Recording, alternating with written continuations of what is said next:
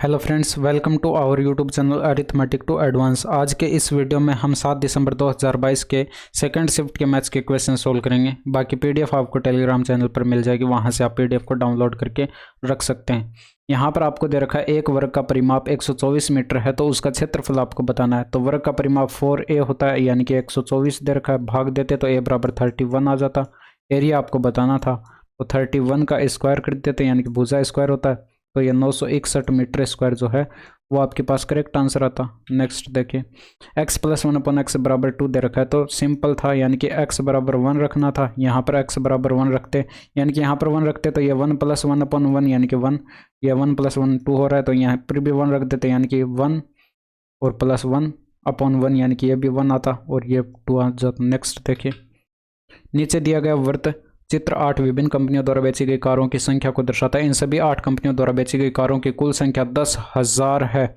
एक विशिष्ट कंपनी द्वारा बेची गई कार की संख्या को इन सभी 8 कंपनियों द्वारा बेची गई कार की कुल संख्या के प्रतिशत के रूप में दर्शाया गया।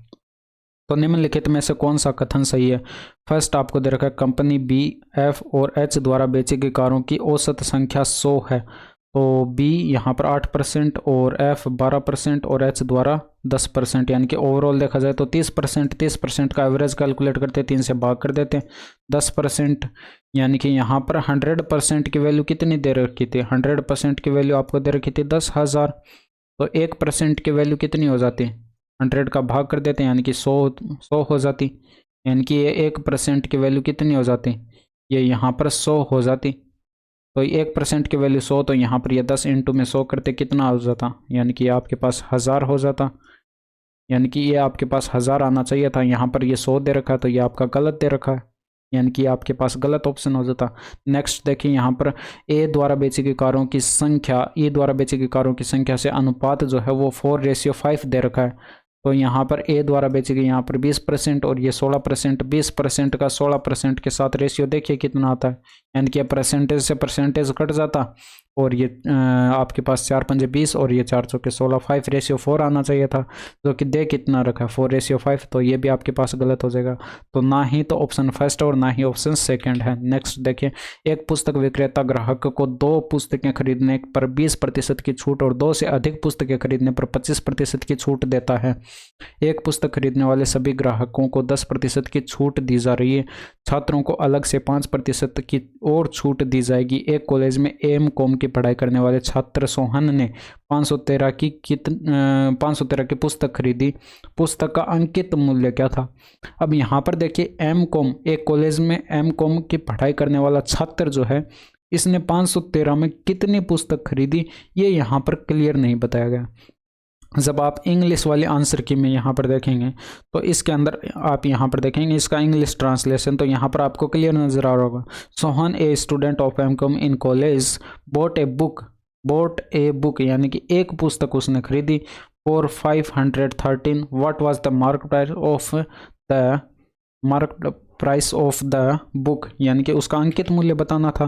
तो उसका अंकित मूल्य कितना हो जाएगा? यहाँ पर देखिए, अंकित मूल्य मान लीजिए x रुपये था, उसका अंकित मूल्य जो है x रुपये था। अब आपको ये देखना है कि इस पर छूट आपको कौन कौन सी मिलेगी। एक पुस्तक विक्रेता ग्राहक को 2 पुस्तकें खरीदने पर 20% की छूट मिलती है। क्या इसको ये वाली छूट मिलती? नहीं मिलती। तो 2 से अधिक पुस्तकें खरीदने पर 25% की छूट मिलती है। तो इसने 2 से अधिक भी नहीं खरीदी, 2 भी नहीं खरीदी और 2 से अधिक भी नहीं खरीदी, तो ये दोनों छूटें इसको नहीं मिलती। एक पुस्तक खरीदने पर सभी ग्राहक को 10% की छूट मिल जाती है। इसने एक पुस्तक खरीदी, तो ये वाली छूट इसको मिलेगी, ये वाली छूट इसको मिलेगी। और छात्रों को अलग से 5% की छूट और दी जाएगी, यानी कि ये 5% की छूट भी इसको मिलेगी। तो यानी कि ये 2 छूटें इसको मिलेगी। तो 10% की छूट का मतलब 90/100 और 5% का छूट मतलब 5/95/100, और ये इक्वल किसके आएगा? 513 क्या आएगा?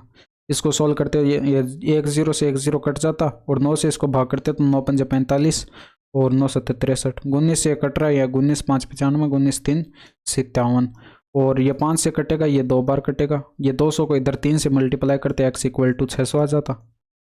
नेक्स्ट देखिए, तो यहाँ पर आपको 1 plus sine theta equal to m cos theta दे रखा है, तो साइन थीटा का मान आपको बताना था। तो यहाँ पर देखिएगा, अगर मैं इसको दोनों साइड कोस थीटा से डिवाइड कर देता हूँ, यानी कि ये भी कोस थीटा से डिवाइड हो जाएगा, ये भी कोस थीटा से डिवाइड हो जाएगा और ये भी कोस थीटा से डिवाइड हो जाएगा, तो ये कोस थीटा से कोस थीटा कट जाएगा और ये कितना हो जाएगा, सेक थीटा हो जाएगा। 1 अपॉन कोस थीटा क्या होता है, सेक थीटा, और प्लस ये क्या हो जाएगा, टेन थीटा हो जाएगा, और ये इक्वल टू किस क्या आएगा, यानी कि एम क्या आ जाएगा, यानी कि सेक थीटा और ये माइनस का टेन थीटा जो है ये कितना आ जाएगा, ये फॉर्मूला होता है एम अपॉन 1 अपॉन एम, यानी कि इसका व्युत्क्रम हो जाएगा, और ये इसका व्युत्क्रम हो जाएगा। तो यहाँ पर इन दोनों इक्वेशंस को अगर सरल करेंगे तो यहाँ पर इनको माइनस कर दीजिए, यानी कि ये माइनस हो जाएगा, ये प्लस हो जाएगा, ये माइनस हो जाएगा, ये यहाँ पर कट जाएगा सेक थीटा से सेक थीटा, ये 2 tan थीटा आएगा, और 2 tan थीटा की वैल्यू क्या आएगी, m माइनस 1 अपॉन एम। यहाँ से m एलसीएम लेते तो नीचे तो m तो एलसीएम आ जाता और ऊपर m स्क्वायर माइनस m हो जाता। अब यहाँ पर ये 2 मल्टीप्लाई में था तो इधर आकर क्या हो जाएगा, डिवाइड में हो जाएगा। और टेन थीटा को मैं क्या लिख सकता हूँ, साइन थीटे बटे कोस थीटा लिख सकता हूँ, साइन थीटे बटे कोस थीटा। अब ये कोस थीटा बट्टे में आया, इधर इसको मल्टीप्लाई में पहुँचा दीजिए, यानी कि साइन थीटा की वैल्यू क्या आ जाती, m स्क्वायर माइनस का 1 बट्टे में 2m और इनटू में कोस थीटा। यानी कि ओवरऑल देखा जाए तो हमें यहाँ पर कोस थीटा की वैल्यू कैलकुलेट करके रखनी है। अब यहाँ पर कोस थीटा की वैल्यू कैसे आएगी, देखिए अगर हम इन दोनों को डिवाइड किया तो हमारे पास टेन थीटा की वैल्यू आई।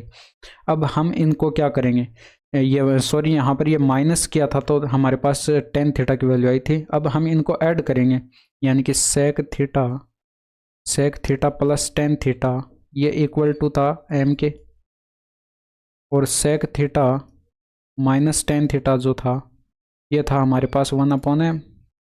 तो इन दोनों इक्वेशंस को अगर ऐड करते तो ये सेक थीटा, ये टेन थीटा से टेन थीटा कट जाता और ये 2 सेक थीटा की वैल्यू कितनी आती, ये m प्लस 1 अपॉन एम आती। यहाँ से m एलसीएम आता तो ऊपर क्या आ जाता, m स्क्वायर प्लस m 1 आता, m स्क्वायर प्लस 1, ये 2 इधर बट्टे में आ जाता, यानी कि बट्टे में 2m हो जाता। और सेक थीटा को क्या लिख सकते हैं, 1 बट्टे कोस थीटा लिख सकते हैं, यानी कि ये 1 बट्टे कोस थीटा बराबर ये है, तो पलट दीजिए, यानी कि दोनों साइड की वैल्यू को पलट दीजिए, तो कोस थीटा बराबर क्या आ जाएगा, ये 2m इधर ऊपर चला जाएगा और बट्टे में m स्क्वायर प्लस 1 आ जाएगा। अब ये वैल्यू यहाँ पर कोस थीटा की जगह रखनी थी तो डायरेक्ट कट करते थे 2m से 2m, यानी कि m square minus 1 upon m square plus 1 answer आ जाता।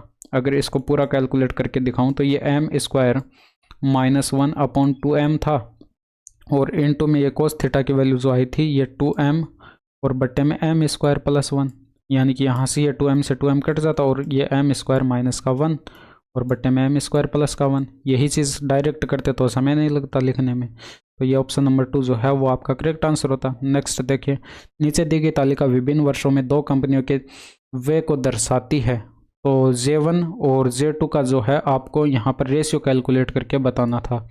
तो J1 आपको दे रखा है सभी 5 वर्षों में कंपनी एल का कुल व्यय, तो कंपनी एल का कुल व्यय अगर कैलकुलेट करते तो ये 200 और ये 300 500 हो गया, और ये 400 100 ये 500 500 और ये 150 कितना हो जाएगा 500, ये 1000 और ये आपके पास 1150 हो जाएगा, 1150 ये आपके पास J1 आया। J2 अगर कैलकुलेट करते तो कंपनी एम का यहाँ पर 5 वर्षों के अंदर कुल व्यय कैलकुलेट करते हैं, यानी कि 500 तो ये हो गया, और यहाँ पर ये 250 ये, और ये 150 और 200 ये 250 ये 500 500 500 1000 और ये 350 1300 1350। ये रेशियो कैलकुलेट करते हो तो ये 0 से 0 कट जाता, और ये 25 पंजे ये आपके पास होता है 23 पंजे 115 और ये 27 पंजे 135, यानी कि 23:27 जो है वो आपके पास करेक्ट आंसर आता। यहाँ से इसको कैलकुलेट करते देखिए, ये आपके पास दे रखा है 3 इंटू में a माइनस का 1 अपॉन ए, इसको ऐसे ही पड़ा रहने दीजिए, और प्लस में ये जो इसको दे रखा है यहाँ पर ये a minus 1 a minus b का होल क्यूब वाला फॉर्मूला यहाँ पर लगाएंगे तो ये a cube minus 1 upon a cube हो जाएगा, और ये आपके पास माइनस में आएगा यहाँ पर 3 इंटू में a माइनस का 1 अपॉन a, यानी कि ये इससे कट जाएगा और ये बच गया क्या a cube minus 1 upon a cube. Next देखिए, एक राशि एक बैंक में जमा की जाती है जो साधारण ब्याज पर साधारण ब्याज देता है, राशि 3 वर्षों में 1.5 गुना हो जाती है। यदि 7 वर्षों में इतनी की आवश्यकता हो, यानी कि 7,60,000 की आवश्यकता हो, तो उस आवश्यकता को पूरा करने के लिए किसी राशि को कितनी रुपए में जमा करनी पड़ेगी ये आपको बताना था। तो इसको कैलकुलेट करने के लिए कैसे करते हैं, देखिए इसको बेसिक से भी कैलकुलेट किया हालांकि इसको यहाँ पर ट्रिक्स के साथ भी सोल्व किया जा सकता है, बट यहाँ पर मैं आपको फॉर्मूले से बताऊंगा क्योंकि वहाँ वैसे आपको समझ में इतना ज़्यादा अच्छे से नहीं आएगा। ये देखिए PRT डिवाइडेड बाय 100 वाला फॉर्मूला लगाकर हम इसको सोल्व करें तो ये P आपके पास ये अमाउंट था, बैंक में जमा की गई राशि थी, और ये R रेट ऑफ इंटरेस्ट थी, और समय आपके पास यहाँ पर 3 वर्ष का था। डिवाइड करते हैं 100 से तो ये ब्याज आता। ये अमाउंट आपको दे रखा है कितना, 1.25 गुना हो जाता है उधार ये जमा की गई राशि का, यानी कि इतना गुना हो जाता है। ये तो अमाउंट है, और इसमें से माइनस करते ये राशि P, तो ये आपके पास ब्याज आता है, यानी कि इसके बराबर हो जाता। अब यहाँ से इसको माइनस करते तो ये 0.25 P बचता, और यहाँ से ये पॉइंट हटाते तो बट्टे में 100 आता। अब ये 100 से ये 100 कट गया, और ये P से P कट गया, ये 3 इधर बट्टे में आ जाता, यानी कि R इक्वल टू कितना आता, 25/3%। ये रेट ऑफ इंटरेस्ट आपके पास आ चुके हैं। अब यहाँ पर क्या करते आप,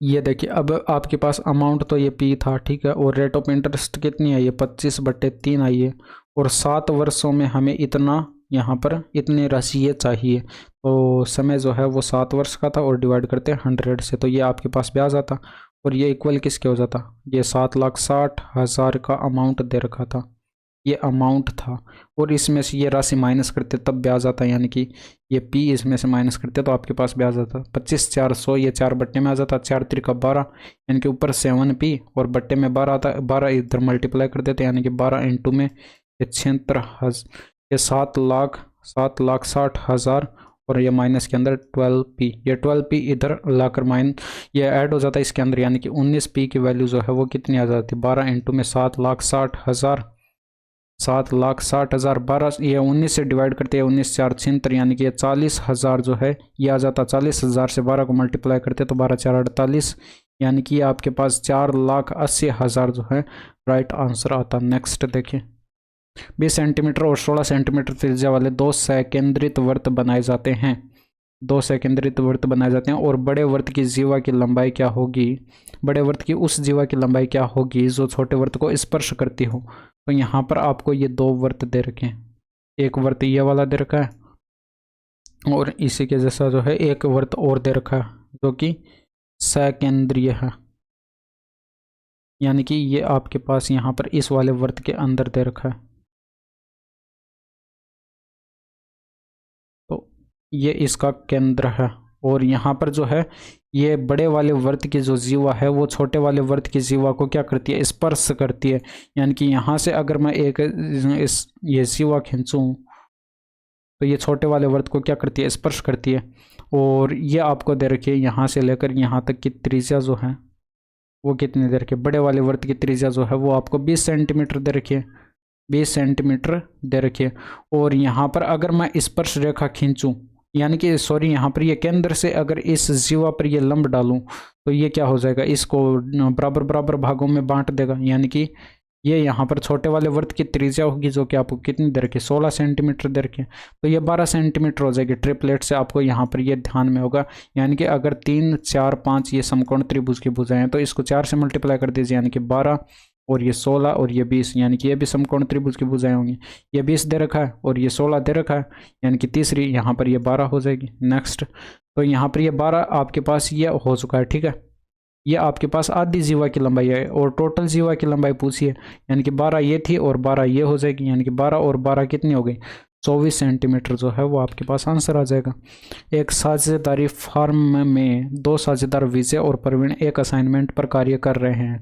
विजय को अकेले पूरे असाइनमेंट को पूरा करने में 12 सप्ताह लगते हैं, तो यहाँ पर ये साथ साथ लिखते जाइएगा। विजय को जो है 12 सप्ताह का समय लगता है, जबकि प्रवीण जो है इसे पूरा करने में अकेले पूरा करने में 8 सप्ताह का समय लेगा कार्य के बदलाव के कारण, ठीक है। तो यहाँ पर ये जो है ये आपके पास कितना हो जाएगा, 24 जो है आपके पास यहाँ पर टोटल वर्क आ जाएगा, और ये 12 दूनी 24, 2 यूनिट इसकी क्षमता, 3 यूनिट इसकी क्षमता।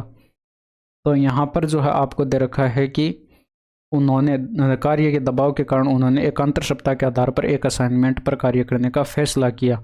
पहले सप्ताह में प्रवीण कार्य करता है, यानी कि पहले सप्ताह में जो है वो कौन कार्य करता है, प्रवीण कार्य करता है, और बाद में अगले सप्ताह में यहाँ पर आपको दे रखा है कि विजय काम करता है, यहाँ पर आपको दे रखा है दूसरे सप्ताह में विजय कार्य करेगा और इसी तरह से वे आगे भी काम करते जाएंगे, यानी कि इसी तरह से जो है ये पैटर्न चलता रहेगा।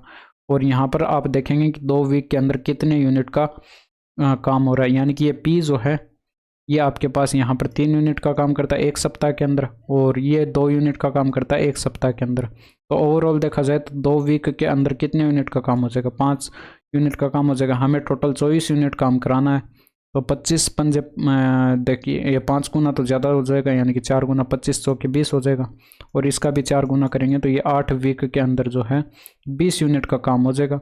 अब शेष कितना बचा है ये देखिए, शेष कितना बचा है, यहाँ पर ये 24 कंप्लीट था, अब इसमें से 20 हो चुका है, तो शेष कितना बचा, 4 बचा। अब ये 4 का काम करने कौन आएगा, यहाँ पर ये विजय पर एंड हो रहा था, यानी कि अब प्रवीण की बारी आएगी, और प्रवीण जो है ये 3 यूनिट का काम करता है 1 सप्ताह में, यानी कि 3 यूनिट का काम 1 वीक के अंदर कर लेगा। अब बारी आएगी किसकी, क्योंकि इसका तो 1 वीक का काम कंप्लीट हो चुका है, अब यहाँ पर विजय आएगा और विजय यहाँ पर काम करेगा। शेष कार्य अब कितना बचा है, यहाँ पर देखिए शेष कार्य जो है ये 3 यूनिट का और कर दिया इसने, तो इसमें से माइनस करेंगे 3, यानी कि 1 का बचा है अब शेष। तो अब शेष 1 का बचा है, ये 1 यूनिट का काम करेगा ये, तो ये 1 यूनिट का काम करेगा। ये तो एक वीक के अंदर 2 यूनिट का काम करता है, तो यानी कि 1 यूनिट का काम करने में इसको कितना समय लगेगा, यानी कि 1/2 वीक का जो है, यानी कि आधे वीक का समय इसको लगेगा। तो यानी कि ये आपके पास 8 वीक ये रहे, 1 वीक ये रहा, 8 1 9 और 9 सही। टोटल वीक की अगर बात करें तो 9 सही 1/2 वीक का समय लगेगा, या फिर इसको ऐसे भी लिख सकते हैं 9.5 वीक का जो है समय लगेगा। नेक्स्ट देखें, एक वर्त त्रिभुज ABC में अंतर्निहित और त्रिभुज की भुजाएं आपको ये दे रखी हैं, तो तथा भुजा इनका स्पर्श आपको यहाँ पर दे रखा है, ये यहाँ पर स्पर्श करती हैं, तो AD का मान बताना था। तो यानी कि अगर यहाँ पर देखें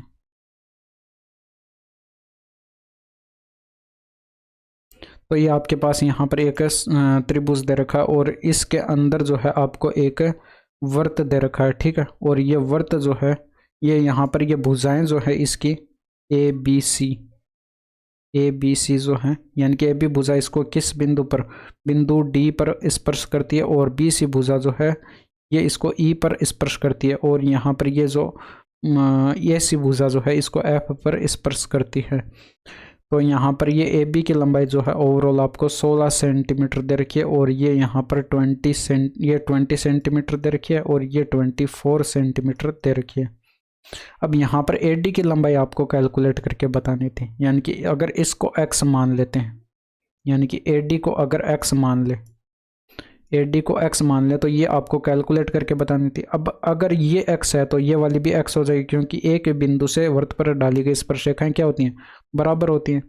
और यहाँ पर अगर ये y है तो ये भी क्या हो जाएगी, y हो जाएगी, क्योंकि और यहाँ पर ये अगर z है तो ये भी क्या हो जाएगी, z हो जाएगी, यानी कि ये भी आपके पास बराबर होंगी, ये भी आपके पास बराबर होंगी।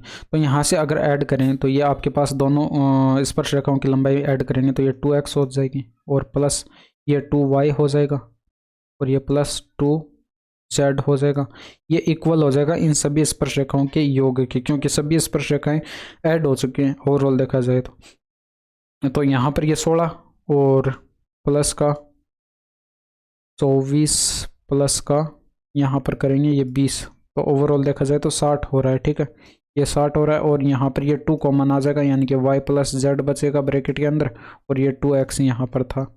अब y प्लस जेड की वैल्यू कितनी थी, यानी कि यहाँ से अगर देखें तो ये y, यानी कि ये y और प्लस जेड करेंगे तो कितना हो रहा है, यानी कि अगर इन दोनों को ऐड कर दें तो ये 20 होगा, ये 20 सेंटीमीटर होगा टोटल। तो ये यहाँ पर ये y प्लस जेड की वैल्यू 20 आ रही है, और इंटू में 2 है, और ये 2x है, और ये इक्वल टू 60। तो यानी कि 2x की वैल्यू कितनी आ जाएगी, 40 इधर आकर माइनस हो जाएगा 20, x की वैल्यू 10, यही आपको आंसर हो जाएगा। तो इतना ज़्यादा डिफिकल्ट था नहीं। एक दुकानदार एक वस्तु को 13 सही 1/2% हानि पर बेचता है, यदि वह इसे इतने में अधिक में बेचता तो उसे 11% का लाभ होता। तो सिंपल सा क्वेश्चन है, यहाँ पर देखिए अगर मैं कॉस्ट प्राइस को 100 मान लेता हूँ, अगर कॉस्ट प्राइस 100 है तो सेलिंग प्राइस क्या रहा होगा, पहले की बात हो रही है, यानी कि सेलिंग प्राइस यानी कि 13.5 कम और 13.5% का लॉस होता है यहाँ पर। तो 13.5 जो है इसका 13.5% कम करेंगे तो ये कितना हो जाएगा 86.5 हो जाएगा। और फिर यहाँ पर वृद्धि होने के बाद 11% का प्रॉफिट होता है, यानी कि बाद में जो सेलिंग प्राइस आ रहा है वो कितना आ रहा है 111 हो जाएगा, यानी कि 100 का कॉस्ट प्राइस था, इस पर 11% का प्रॉफिट हो रहा है तो ये 111 हो जाएगा। ओवरऑल देखा जाए तो कितने की वृद्धि हुई यहाँ पर, तो ये आपके पास 24.5 की वृद्धि आपको दिखाई पड़ रही है। और इस 24.5 की वैल्यू कितनी हो जाएगी, क्योंकि क्वेश्चन में इतने की वृद्धि बता रखी थी, तो ये 1274 हो जाएगा। हमें तो 100 यूनिट की वैल्यू कैलकुलेट करके बतानी थी, तो 100 इंटू में करेंगे ये 1274 और बटे कर दीजिए 24.5, और ये 24 का पॉइंट हटाएंगे तो ये ऊपर 10 मल्टीप्लाई में चला जाएगा। 5 से काट दीजिए 20 बार कटेगा, 5 से काटेंगे 500 के 20 और 9 पंजे 45। 7 से काट दीजिए 7 बार और ये 7 से काटेंगे तो 7 एकम 7, 7 अठे 56 और 7 दूनी 14। फिर 7 से ये कट रहा है, यानी कि 7 दूनी 14 और 7 दूनी 14 और 7 छिक 42, यानी कि 26 बार कट रहा है। और 26 दूनी 52 और आगे 2 जीरो लगा दीजिए, यानी कि 5200 जो है वो आपके पास करेक्ट आंसर होगा। इसका मान आपको बताना, तो साइन 15 डिग्री की अगर वैल्यू आपको पता है कि √3 - 1 होती, √3 - 1 अपॉन 2 √2 होती है, तो cos 45 डिग्री की वैल्यू 1 अपॉन √2 इंटू में ये वैल्यू जो है √3 - 1 अपॉन 2 √2 कैलकुलेट करेंगे तो √3 - 1 अपॉन 4 आ जाएगा, क्योंकि √2 क्या हो जाएगा 2 हो जाएगा, 2 इंटू में 2 4। तो ये वैल्यू आपको डायरेक्ट याद रखनी थी, अदरवाइज आप यहाँ पर साइन 45 डिग्री -30 डिग्री लिख सकते हैं साइन 15 डिग्री को, और साइन A - B का फॉर्मूला लगाकर इसकी वैल्यू कैलकुलेट करके देख सकते हैं।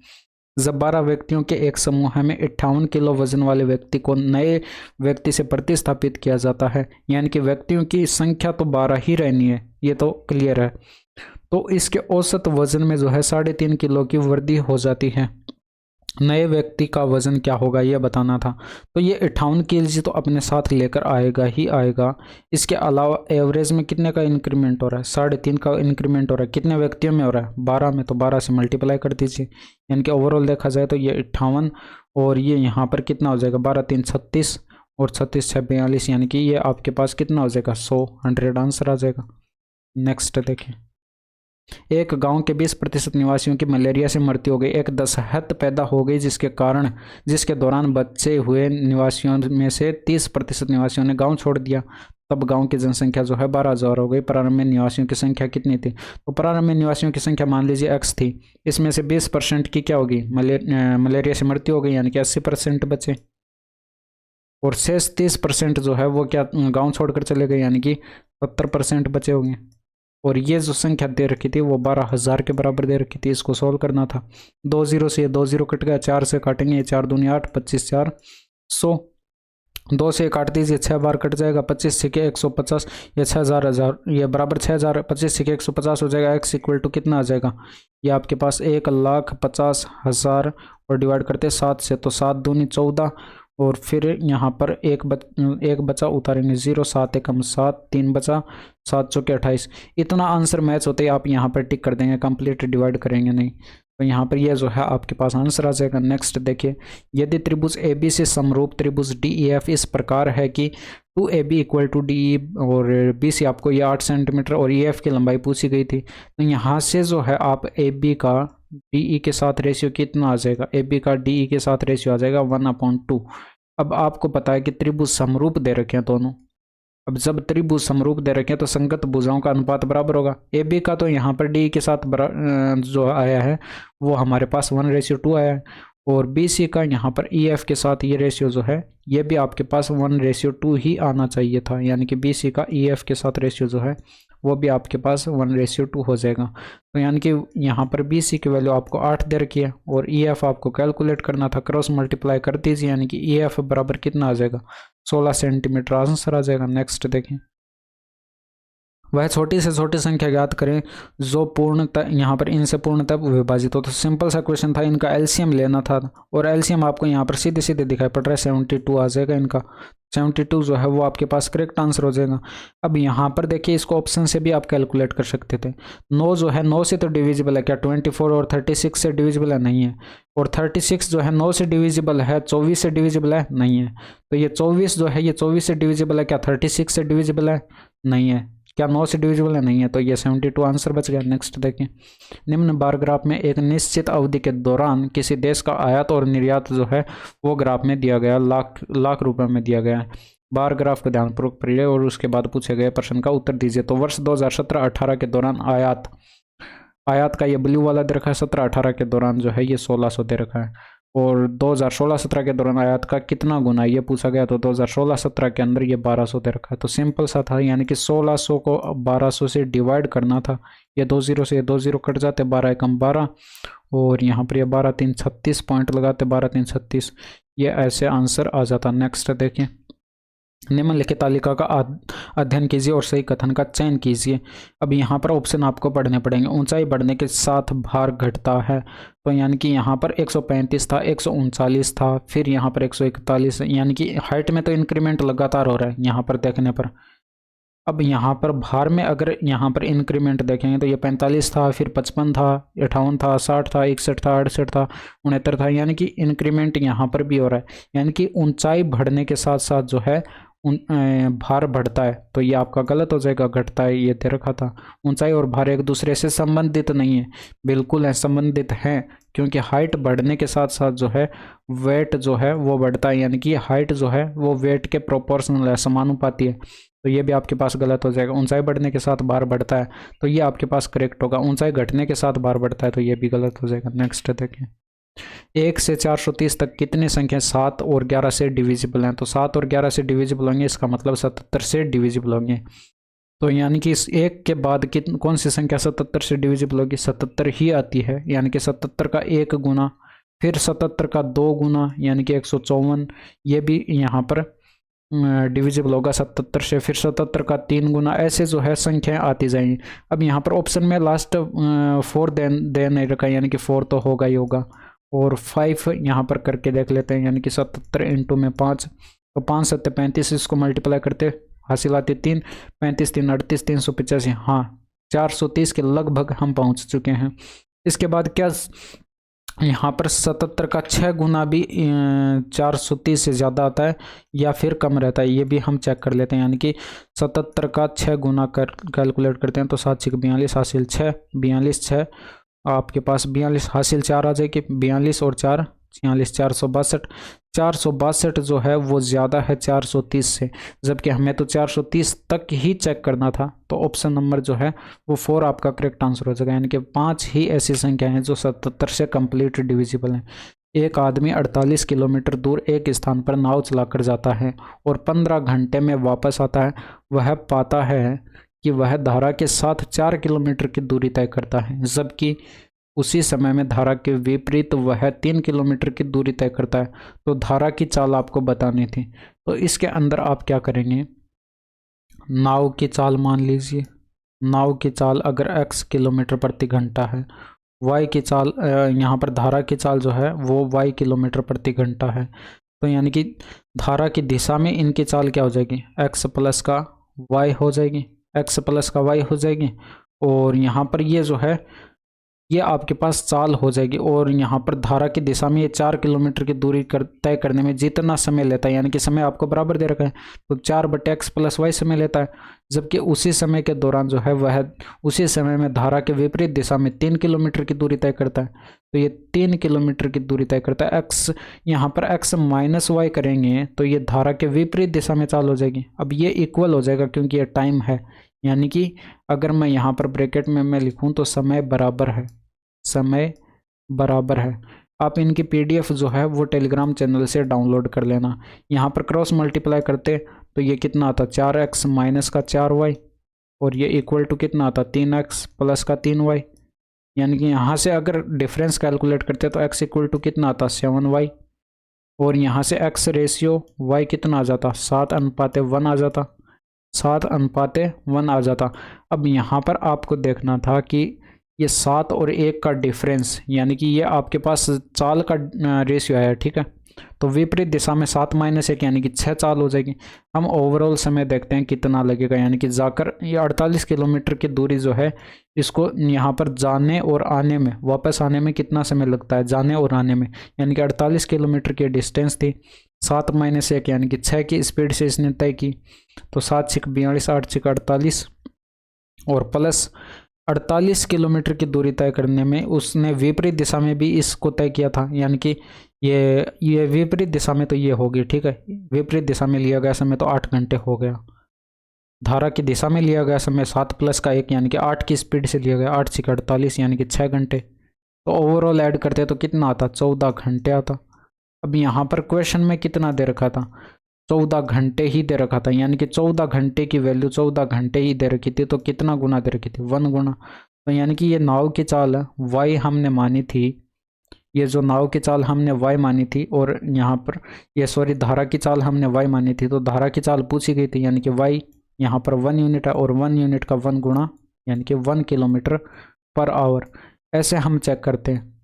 नेक्स्ट देखिए, k+1/k+2 बराबर आपको दे रखा है 0 है, तो इसका मान बताना था। तो सिंपल था, यहाँ पर k बराबर क्या ले लेते, -1 ले लेते, क्योंकि यहाँ पर k जो है वो 0 से छोटा दे रखा है। तो यानी कि -1 यहाँ पर रखते तो ये -1 होता, और 1/-1 यानी कि ये भी -1 होता, प्लस का 2 सोल्व करते तो ये 0 आ रहा है। हाँ बिल्कुल आ रहा है, यानी कि संतुष्ट करेगा। तो यहाँ पर भी क्या रख देते, -1 रख देते, तो -1 की पावर 10 और +1/-1 की पावर 11।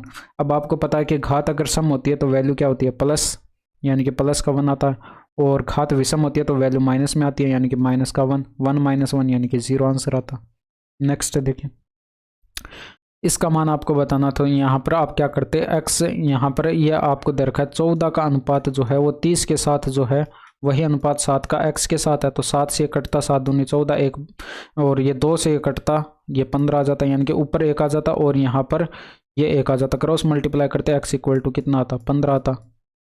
नेक्स्ट देखिए, त्रिभुज XYZ में ये त्रिभुज XYZ का अंत केंद्र है, यानी कि अगर मैं यहाँ पर एक त्रिभुज बनाऊं और यहाँ पर इसका अंत वर्त, ये आपके पास एक वर्त है, ठीक है, और इसका अंत केंद्र आपको दे रखा है। मान लीजिए आपके पास अंत केंद्र है इस वर्त का, और XYZ जो है ये वाला त्रिभुज है XYZ, और यहाँ पर आपको दे रखा है कि अगर यहाँ पर XYZ जो है वो कितना है, XYZ जो एंगल है ये आपको 50 डिग्री दे रखा है, ये आपको 50 डिग्री दे रखा है।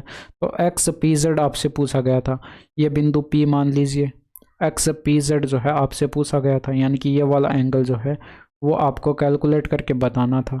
जब आप इसको कैलकुलेट करते तो ये कितना आता, यानी कि ये 50 डिग्री दे रखा था, तो इसका कैलकुलेट करने का मेथड क्या होता है, यानी कि 90 डिग्री और प्लस कर देते इसका, क्योंकि ये जीवा XZ जो है इसके द्वारा परिधि पर बनाया गया कोण जो है वो 50 डिग्री है, और इसका आधा करके इसमें ऐड कर देते, यानी कि आपके पास 115 डिग्री आंसर आ जाता। 25वां देखिए, दो वृत्तों की परिधि क्रम से 308 सेंटीमीटर और 440 सेंटीमीटर, उनकी त्रिज्याओं के मध्य अंतर क्या है यह बताना था। तो यहाँ पर आप क्या करते, 2πr में से माइनस कर देते 2πr। अब ये कैपिटल आर है और ये स्मॉल आर है, बड़ी त्रिज्या को कैपिटल आर से और छोटी त्रिज्या को स्मॉल आर से। यहाँ से डिफरेंस अगर कैलकुलेट करते तो 2π अगर कॉमन आ रहा है यहाँ पर, तो ये capital R minus small R. ये फॉर्मूला जो है परिधियों के अंतर का, ये आपको डायरेक्ट याद रखना था। वैल्यू पुट करते तो यानी कि ये 2 इंटू में पाई की वैल्यू 22/7 इंटू में आर माइनस स्मॉल आर, और ये डिफरेंस जो है इनके बीच का डिफरेंस कितने का है, यानी कि यहाँ से अगर यहाँ तक देखें तो ये आपको 132 का डिफरेंस आपको यहाँ पर ये नज़र आ रहा है, यानी कि 132 का डिफरेंस ये है। तो 132 का डिफरेंस है तो ये 132 के बराबर हो जाता, और 22 से 132 होता है, और 2 से कटेगा 3 होगा, और 7 त्रिका 21, यानी कि कैपिटल आर इस माइनस स्मॉल आर जो है वो 21 सेंटीमीटर आ जाता। तो ये थे आज के 25 क्वेश्चंस। यहाँ तक कि आज की वीडियो कैसी लगी कमेंट करके ज़रूर बताइएगा। That's all for today, thank you, धन्यवाद, बाय बाय, टेक केयर।